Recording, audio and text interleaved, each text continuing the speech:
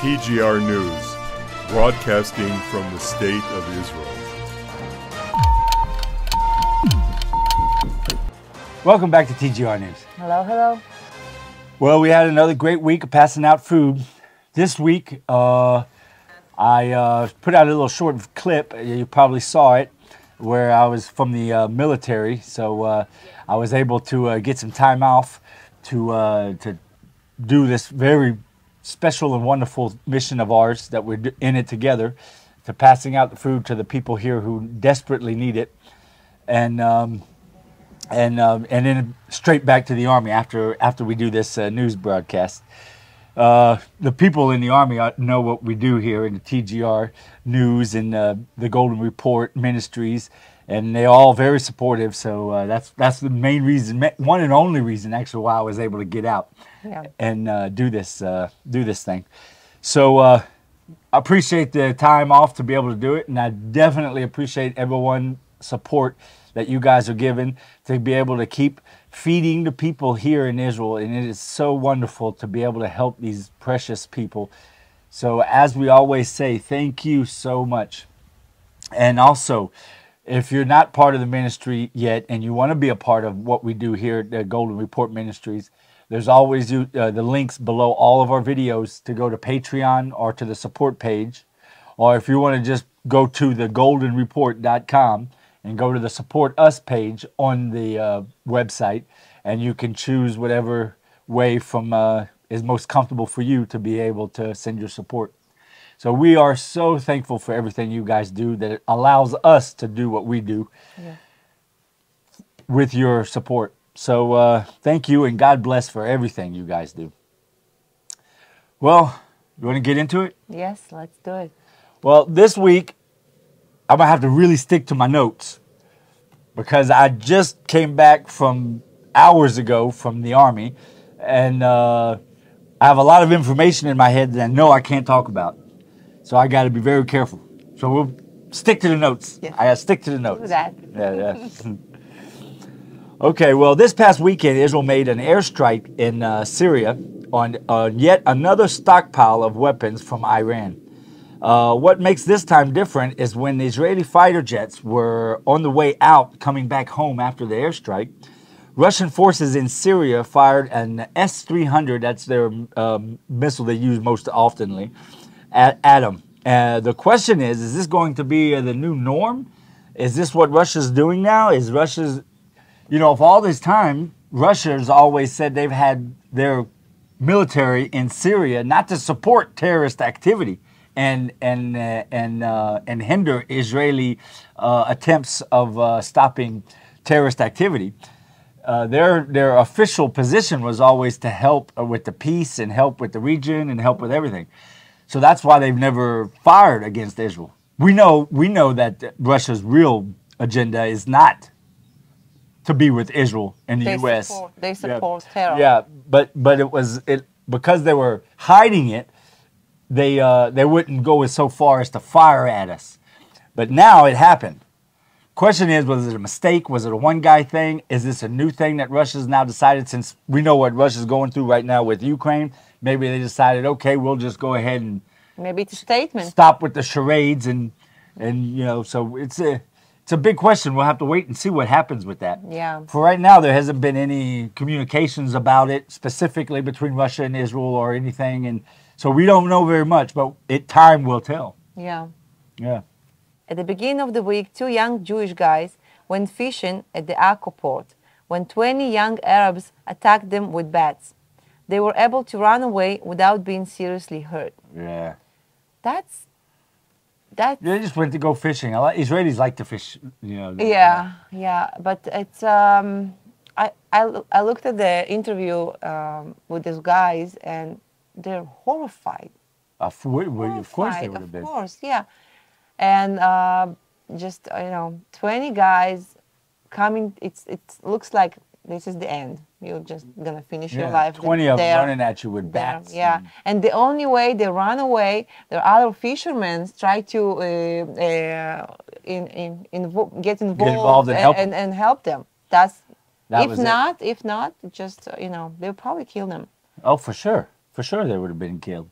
Yeah, just more and more it seems like the Arabs are just acting up. They've never been our friends, but more and more they're just getting more and more bold and just attacking in any way possible. On Monday morning, a group of Arabs started attacking Jews in Machne Yehuda. I'm sure most people know it's the big open market in Jerusalem. It's the most famous one in the country.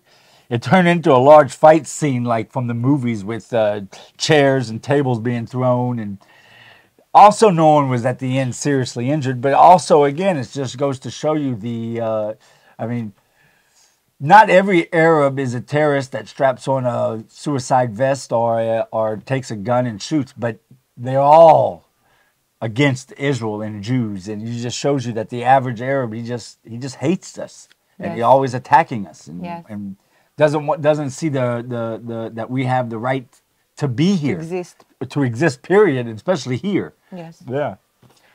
A couple in the south of the country were attacked by Arabs while they did picnic. Yeah. And then on the highway, the Arabs repeatedly rammed them, trying to run them off the road.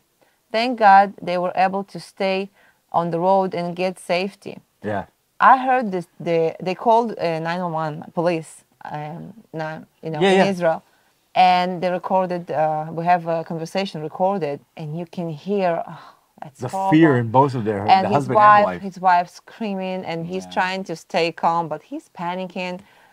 And this is a situation that I don't think we've been before like that. Like every week we have several attacks. Yeah. Just random couples, people going on picnic, not bothering nobody. Yeah, they just went outside of Beersheba. It's not like activists going to their Arabs' neighborhoods and doing things. No. Just a man and wife decided to go have a little picnic, watch in the nature, and enjoy the land. And these Arabs just came at them. As soon as they saw them, they went to their car, got in the car, locked the door, started the car. That's when they called the cops. You could hear the conversation in the 911 dispatch call. Well, it's not 911 here in Israel; it's 100. Police, yeah. But you could hear the call where he's explaining the Arabs coming to the car. Then he's explaining they're knocking on the window, telling him to open the door. Then you can hear him start getting nervous and yelling, his wife yelling, because they were trying to open the door and started breaking into the car. Yeah. So he started driving off, and then when he did, they drove after him, and they kept ramming him over and over, trying to get him run him off the road. And thank God that he was able to keep the car on the road and get to safety, like you said. Yeah, it was yet again another situation where you see just the average Arab just sees Jews and hates us and just wants to kill us. Right? Yeah, they're trying to affect our safety feeling. Just going around the country and have a normal life. Yeah. Well, 2 weeks ago, we reported that Prime Minister Bennett had received threats on his life. Remember, he got his we got a letter that included a bullet and saying making a comment about 3 shots, hinting and referring to the assassination of Rabin. This week, the person responsible for it was caught. It was a 65-year-old lady. She said she was fed up with how he was running the country. It was a 65-year-old lady, a mom and a grandma, right? Yeah. And she was just... Yeah, well, they still didn't prove it was her, but they think like... But it's pretty sure. It's all her handwriting. And she had this post on Facebook before, radicals against him. Yeah, it was her. Everything connected to her. Poor lady. But anyway, this week our coalition passed the motion to build 4,000 new homes, even though Biden threatened last week not to come if we do. I guess we'll wait and see if Biden comes to visit. I wouldn't be upset if he never even shows up. To tell you the truth. What do we need him for? I don't know. It's not like he have made good decisions lately. Or ever. Yeah, or ever. But at least Prime Minister Bennett did a good thing here. Where it didn't back down from the threat of Biden and decided to go ahead and pass the okay to start building 4,000 new homes in Judea and Samaria area. Yeah. which we desperately needed. Yeah. Israel, our population's growing like every other population, and we need to build homes, and we need to. Yeah, and as I told you last week, it's only a third of what they're supposed to build, because every year it's supposed to be 4,000, and for 2 years they didn't build anything because of the everything, what's going on here in Israel. Well, Ram, our Arab party in the coalition, is wasting no time to and is already starting to make plans to make new Arab neighborhoods in the Negev. Remember last week, to stop the Arab party from breaking up the coalition, Prime Minister Bennett gave them 200 million shekels. Gave them more land in the Negev to build on, and canceled the destruction of illegally built Arab homes in the Negev. Mansour Abbas, the head of the Arab Party, is asking for the government to cut all the red tape and free up the 200 million shekels that Prime Minister Bennett promised him to stay in the coalition, because he needs it to start building real quick. Because government stuff is always red tape. But so that happened. Yeah. On Saturday, the Israeli police stopped an Arab walking down the street near an Arab neighborhood with a knife in his hand. When they asked him where was he going, his answer was that he was on the way to try and kill as many Jews as he could. Just like that. They just saw him there walking down holding the knife, So they stopped him. You can't just walk around holding the knife on the streets, right? They just flat out, I'm just going to go see how many Jews I can kill. Yeah, and this is not psychiatry patient. Yeah, he didn't break out of a mental hospital. Not normal, if you can call him normal, but he's not like ill or sick or something. That's his ideology. That's what he believes in. Yeah, absolutely. Crazy. Well, next week, for the first time in history, both the U.S. and Israeli Air Force will make a joint exercise. They're training on a mission as if they were going in and to attack the nuclear plant in Iran, which is the first time in the history of America has ever took place with something like that to imitate like they're attacking an Iranian nuclear base. It ties into me also being in the military now, and this huge, what they call the largest exercise that Israel's ever had. By the way, they say that seems like every big military exercise we've had. They always tell us, Yeah, but I don't know. Maybe this one is just a little bit bigger than the last one. But it is a big one, and U.S. is taking part of it.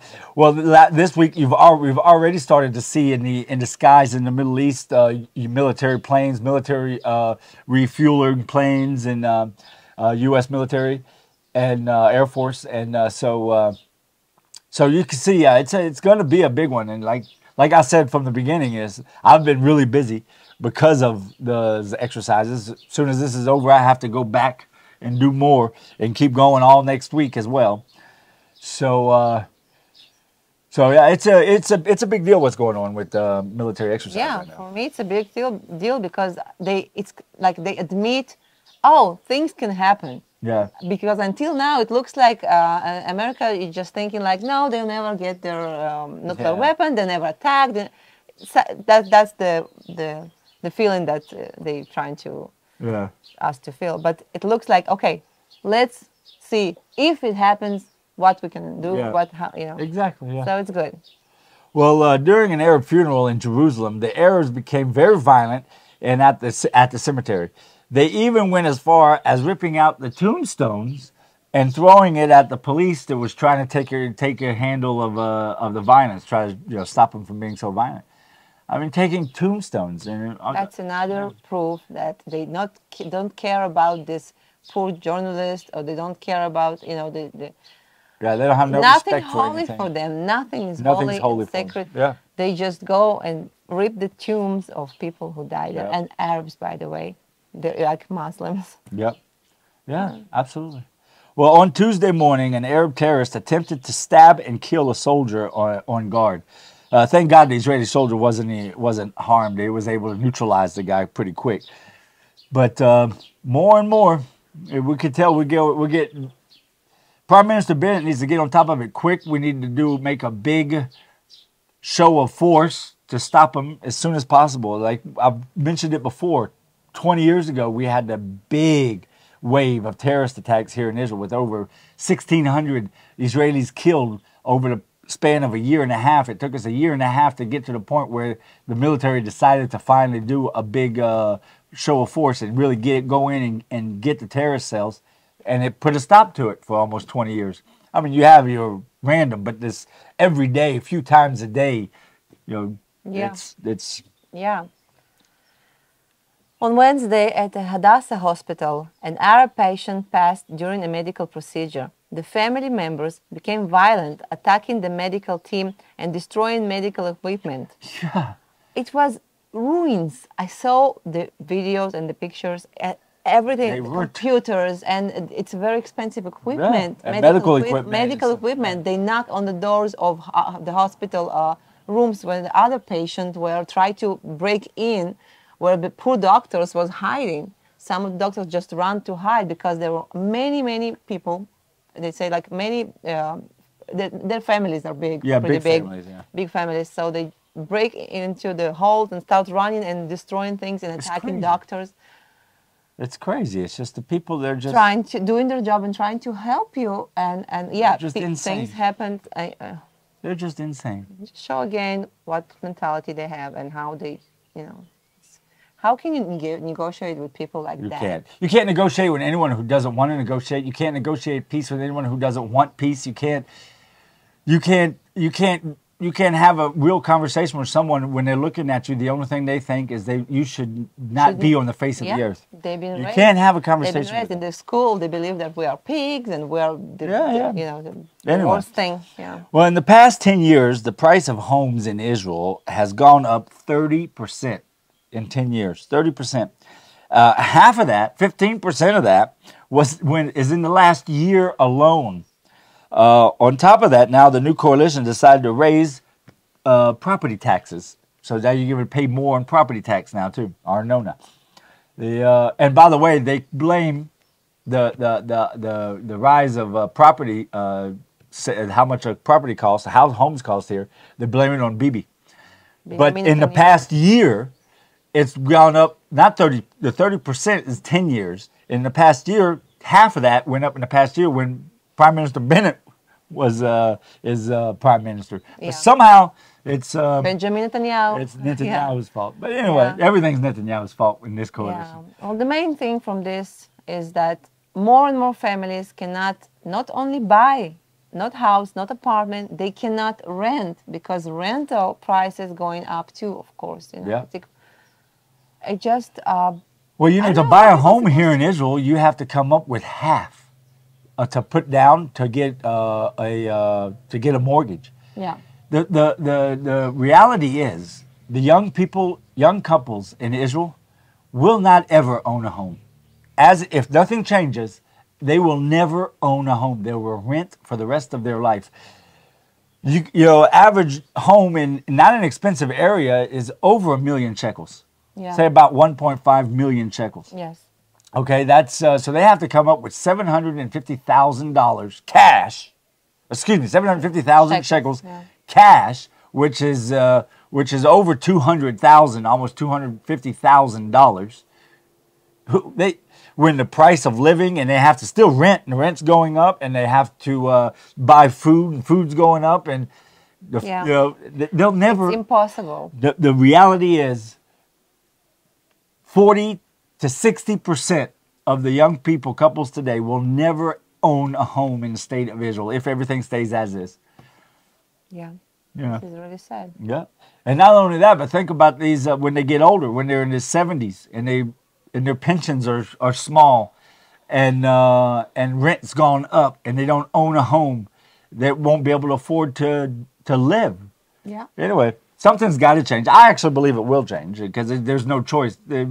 At a certain point, the bubble has to burst. Yeah, well, I hope. We need, apartment too. Yeah. Right now we're renting, but, Yeah.